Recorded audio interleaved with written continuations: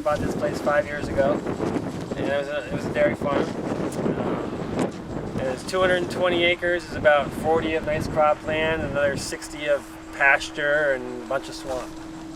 And this is the fields all out behind here. I don't know if we'll get out there or not. It's about 35 acres, nice field. There's more good cropland over there. We grow vegetables organically, and a lot of greenhouses, do a lot of season extension stuff. We store a lot of crops up in that yellow barn. We have several different storage rooms up there, and always trying to push the season on pretty much everything for earlier and later. And it's challenging here, not so much, partly because the climate's not very warm, but it's very variable. That's the most challenging part. It's extremely variable. Did you start the organic, or your parents, or how did you we were homesteading gardener types, but not commercially. And, I just decided to make it a bit. It started very, very small, tiny, very much like Tom's business. Started as kind of a hobby and grew from there. But why organic? There's no reason not to do what we do. I don't want to eat chemicals, and we have very few pest issues. And weeds are the toughest part about what we do, and we're getting a lot better about controlling them. But there's no significant reason in a real diverse farm like this not to be organic. So you gonna take this back in this? Is it in the dish? Yeah, bro. In the dish? You gonna take this part back with you? Okay.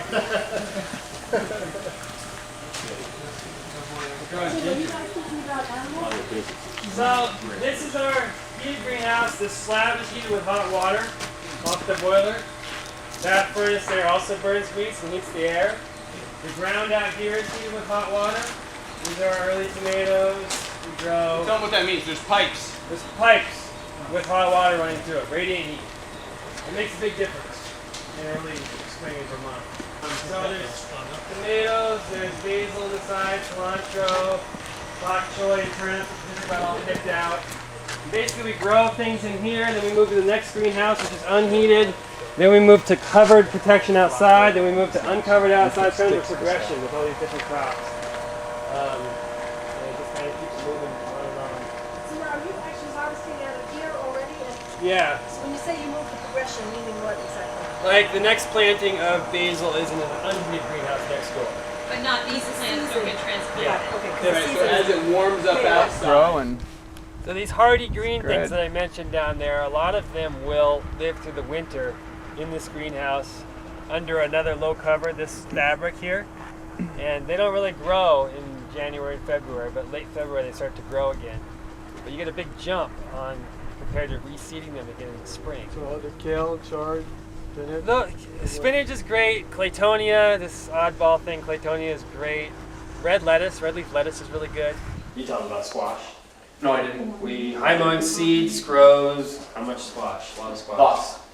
Thousands of Acres and pounds of acres. squash that they extract the seed from, but the flesh was typically just dumped in the field. So last year we brought a bunch of it here, cooked it in that kettle there, and then ran it through this. There's a machine that takes the skin and pulp and stuff out and makes just a puree. I don't know where it's right here.